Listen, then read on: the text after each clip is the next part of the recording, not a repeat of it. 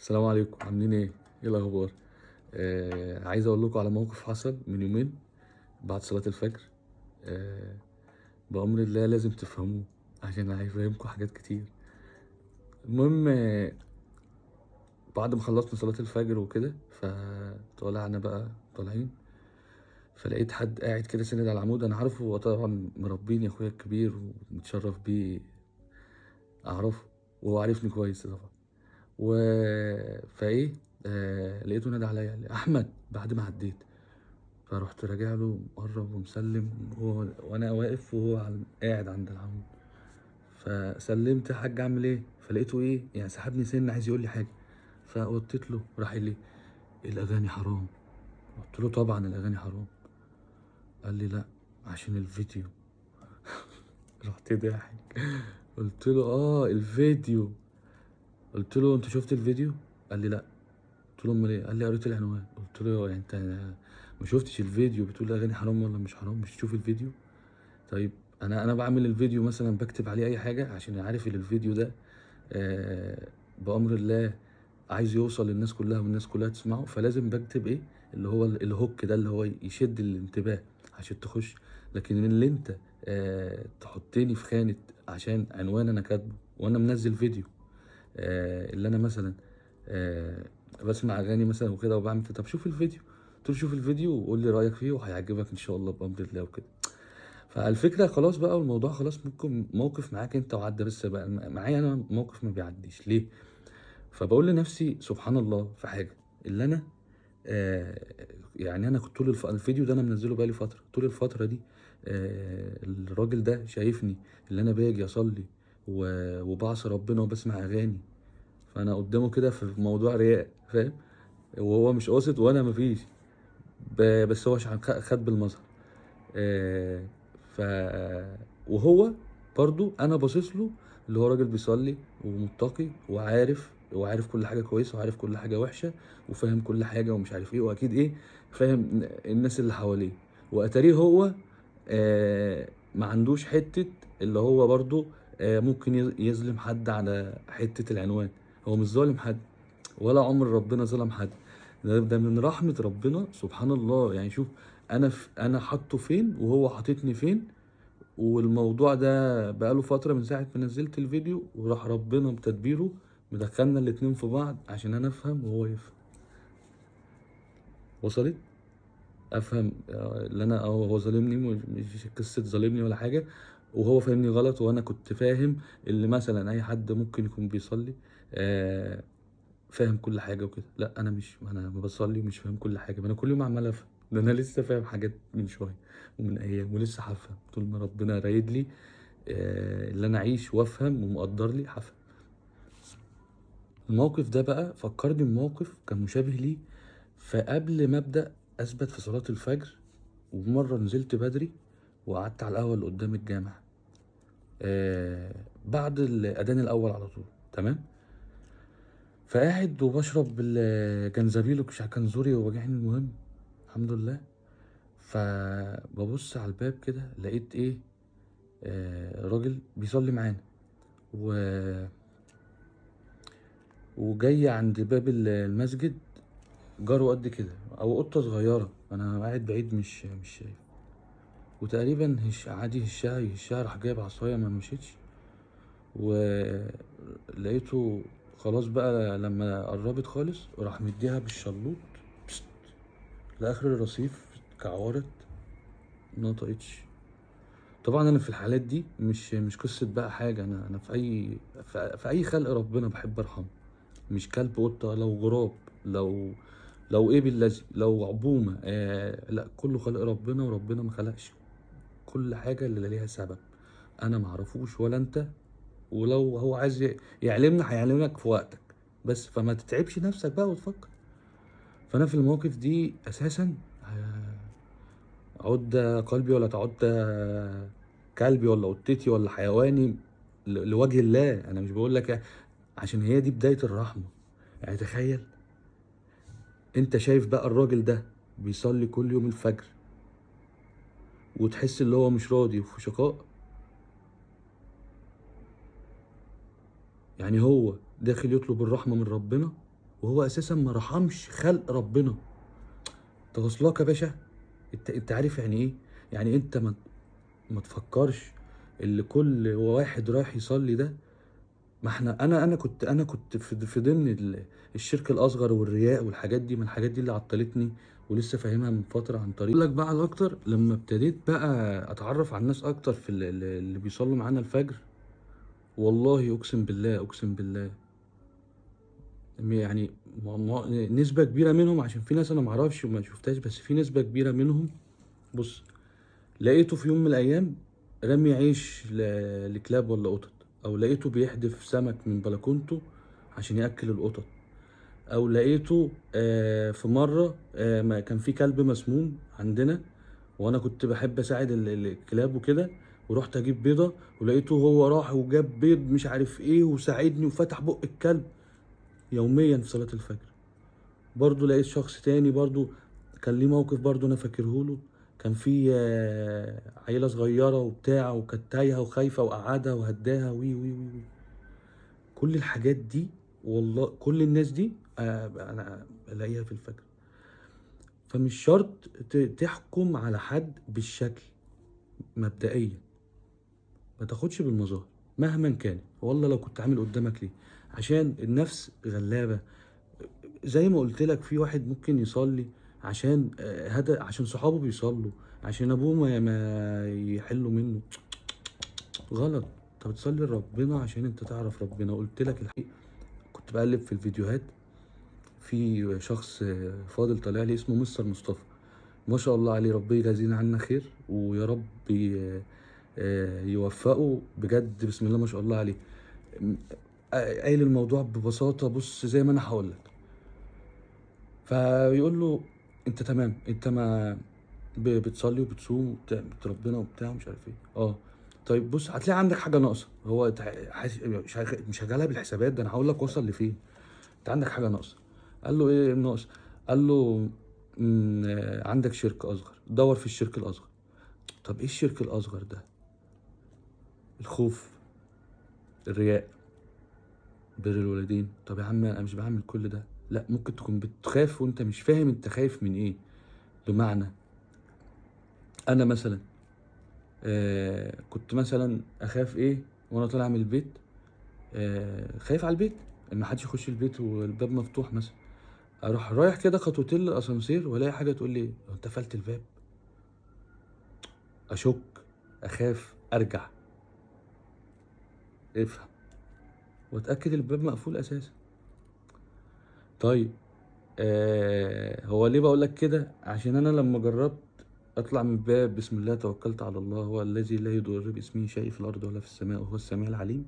مفيش حاجه من دي خلاص، كل ده بقى ايه بقى في الزمان. هقول لك انا بس. فالمهم ايه، الخوف. الخوف ليه بقى؟ الخوف بقى انت بتبقى خايف على بيتك، بتبقى خايف على مالك، خايف خايف خايف خايف. طول ما انت خايف ومش خايف من ربنا بس، انت كده فاتح الساتلايت الاشارات تجي لك بقى الوسواس زي الباب، الوسواس لا العربيه، خلي بالك الجراج، مش عارف ايه، حد وقع عليها ايه، انا قلقان. انت كده طالع من بره حته ايه؟ انا بخاف ربنا وبخاف على حاجتي دي يحصل لها حاجه. ما انت لو خايف من ربنا بس، انت هتسيب توكلك عليه وهيبقى على الله توكلك، فانت ليه بقى تشرك بيه؟ واصلك؟ بس فدي كانت بدايه الحته بقى ايه اللي جابتني، اللي هو صح، تعالى بقى انت عندك ايه حق، فاهمنا يابا، الله يبارك لك. مستر مصطفى ده الله يجازيه بالخير يا عم. المهم ايه، فلما جه واتكلم فقال لك لو قفلت الاخواف دي كلها وبقيت مع ربنا بس، فالموضوع معاك هيبقى منتهي. طيب، قال له طب انا مش ممكن اكون بصلي وبعمل كل حاجه؟ قال له ممكن يكون عندك رياء. فانا طول عمري عارف يعني ايه رياء، وعارف معناها وعارف مرادفها وعارف عكسها وعارف وعارف وعارف وجت فين واتقالت ليه ومش عارف ايه، بس ما فهمتهاش الا قريب من الكلام ده. ليه بقى؟ بيقول لك اللي هو واحد مثلا بيصلي وانت شايفه بيصلي الفجر كل يوم، ونازل يصلي الفجر، رايح يصلي الفجر، نازل يصلي الفجر، رايح يصلي الفجر. بيقول لك بس هو ممكن ما يكونش نازل عشان يصلي الفجر لربنا، لا ده هو بينزل عشان يحود من عند حد معين يوصل له رسالة، او هو يصلي معاه في الجامع معين يوصل له رسالة اللي انا ايه بقيت اصلي اهو عشان انت رفضتني زمان لما انا كنت وحش، دلوقتي بصلي وحلو وما اترفضش. فانت في رياء، انت كده بعيد. افهم بقى الكلام ده، في الموضوع سهل، بس هي لما تفهمه هتستمتع بيه. اه في رياء، يعني تخيل، يعني الناس اللي رايحة جاية على الجامع دي، وانا كنت واحد منهم الفترة اللي فاتت دي كلها، وبعمل رياءات ومش فاهم حاجة وبتاع ومش عارف ايه وبروح وما براديش ده وبكشر في وش ده وصلك. الموضوع مش رايحة وجاية، الموضوع انه يهدي من يشاء. لو كتبها لك هتفهم، لو فهمت مثلا ايه انت عارف كلمة رياء هتقول لي اه عارف. طب فاهمها؟ مش هتعرف ترد. زي ايه مثلا؟ اي مسلم عارف يعني ايه رياء، بس مش اي مؤمن فاهم يعني ايه رياء. واشكر الشيخ صبحي، عشان هو حته الرياء دي كمان اللي خلتني اسال عليها في موقف. بص الموقف الغريب ده، من اهوال يوم القيامه، اللي انت تبقى ماشي وشايف في النار ناس كانت بتصلي معاك الفجر، وناس بتصوم وبتزكي وبتعمل عمره، ومع ذلك في النار. فانا ما كنت فاهم، وكنت خايف اللي انا ايه، مثلا الناس دي رجعت، طب الناس دي عندها ذنوب فلما دخلت سالت الشيخ صبحي الله يجازيه عنا خير، قال لي لا ده الرياء، اللي الناس بتعمل الحاجة مش عشان ربنا، بتعمل حاجة عشان الناس. انت كده بعيد بعيد بعيد بعيد، يعني ربنا يقربك. فاهمني؟ فتعمل الحاجة لربنا خالصة لربنا لوجه الله، من كل حاجة بقى، من رحمة، من معاملة ناس، من بر الوالدين، من صحتك، من من كل حاجة حواليك. وصلك؟ هتقول لي طب انت عملت ايه مثلا؟ انت ما وقعتش في رياء. اقول لك ده انا كنت واقع في رياء طبعا، عمال بقى مفكر نفسي بقى انت بقى اللي انا بعمل لنفسي ده، فاهم؟ بس لما ابتديت بقى اركز، وخصوصا مع صلاة الفجر وقيام الليل، والله العظيم والله انا بقيت ابعد عن اي شبهة هتجيب لي رياء، حتى لو بتعدي تكراري، اللي انا بعدي بتكرار يوميا من عند شخص معين عشان ما يتقالش عليا اللي انا بصلي. لا ده انا بقيت اغير عكوساتي وبقيت اقلب الشوارع كلها، عشان لو ما شافنيش فترة ما عندي يقول اللي هو مش بيصلي، احسن عما عندي يقول اللي هو انا يبقى جوايا اللي انا اعدي عشان مين؟ انا عشان ربنا بس. وسبحان الله اساسا مفيش حد من اللي انا استبعدته من الدايره دي، عشان برضو كان جواه حته اللي هو ايه، انت ممكن تكون اذيتني بكلمه، اذيتني بفعل، اذيتني بتصرف، وانا الحمد لله ربنا اكبرني.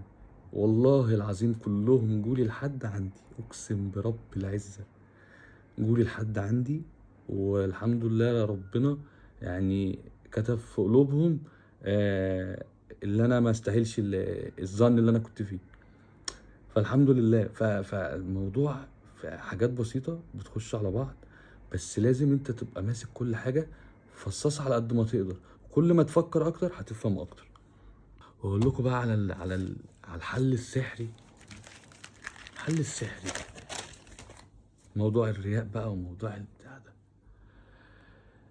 لما بتقعد كده بينك وبين نفسك وبتعرف قد ايه كل ما الامتحان يصعب الجايزة بتزيد وانت عايز تجتهد اكتر، فهتوصل لمرحلة اللي هي الحمد لله بفضل الله ربنا يديمها عليا نعمة، ركعتين قيام ليل وبعديها ركعة. ممكن أكون بص خطأ في كل اللي بيشوفني دلوقتي، بس أنا هقول لك إيه اللي حصل. آه، بصلي ركعتين، الركعتين بتوع قيام الليل. أنت بتصليهم الساعة 3 ولا بتصليهم، البيت بيبقى فاضي، مفيش حد شايفك ولا حد سامعك ولا حد عارف اللي انت بتصلي ولا هتصلي. فمعنى كده اللي انت بعيد عن اي رياء، فمعنى كده اللي انت لما بتقوم بقلب لوجه الله عشان تعبده، عشان انت عارف الحق، بتتحط بقى في حتة تانية. شوف بقى ركعتين، أنا مش بقولك بقى قيام ليل بفضل اصلي مثلا 20 ركعة، كل حاجة ليها ثوابها، كل حاجة ليها درجتها، بس انا بقولك اللي بعمله ركعتين وركعة. ليه ركعتين وركعة ومش بكتر؟ وليه ركعتين مع ركعة؟ هقولك معرفش انا كانت أسباب برضو قدامي.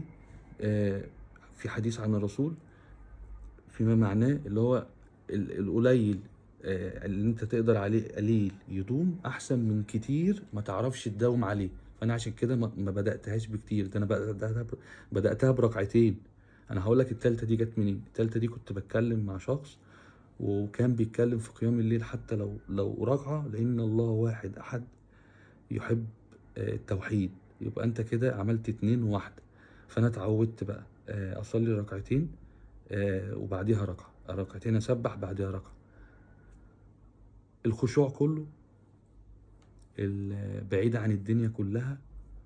بتبقى بقى ايه اللي انت مستني النتيجة، والنتيجة بتوصل لك وانت قاعد والله. فبقول لك ليه بقى بعيد عن الرياء، بعيد عن البتاع. وانت قايم تصلي كده بتقوم بأنضف لبس، اقسم بالله بحط برفان وانا داخل اصلي، البس طاقيتي، انا رايح يا باشا للملك. انا مش رايح لاي حد. واصلاك والله العظيم ثلاثة الموضوع مش عارف. يا رب تفهموا اللي جوايا، لانك يعني حاسس ان انا عايز اقول للدنيا كلها اللي هو ايه. انا كنت كده وبس، هو انا كنت ماشي غلط. تعالى ورايا لو ربنا اراد لكم يا رب ويجازينا عن بعض خير. فبس فان شاء الله خير. وفي حاجه كده بجهز لها شويه حاجات كده تفاصيل عشان ممكن تفرق مع ناس كتير. وممكن الكلام ده مش كل الناس تفهمه، بس ان شاء الله في كلام تاني جاي ممكن الناس تفهمه اكتر. وارد. وربنا يجعل لنا كل شيء سبب ويسدد عنا يا رب، وكل هذا من فضل الله علينا. وصلى على النبي واذكروا الله. السلام عليكم.